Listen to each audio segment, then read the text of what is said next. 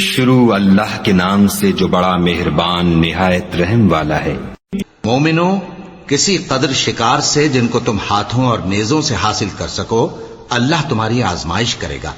یعنی حالت احرام میں شکار کی ممانعت سے، تاکہ معلوم کرے کہ اس سے غائبانہ کون ڈرتا ہے۔ سو جو اس کے بعد زیادتی کرے تو اس کے لیے دکھ دینے والا عذاب تیار ہے۔ مومنو،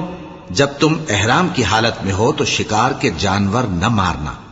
اور جو تم میں سے جان بوجھ کر اسے مارے تو یا تو اس کا بدلہ دے، اور وہ یہ ہے کہ اسی طرح کا چوپایا جسے تم میں سے 2 معتبر شخص مقرر کر دیں قربانی کرے، اور یہ قربانی کعبے پہنچائی جائے، یا کفارہ دے اور وہ مسکینوں کو کھانا کھلانا ہے،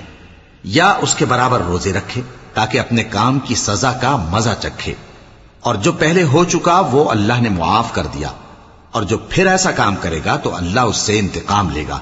اور اللہ غالب ہے، انتقام لینے والا ہے۔ تمہارے لیے دریا کی چیزوں کا شکار اور ان کا کھانا حلال کر دیا گیا ہے، یعنی تمہارے اور مسافروں کے فائدے کے لیے، اور جنگل کی چیزوں کا شکار جب تک تم احرام کی حالت میں ہو تم پر حرام ہے،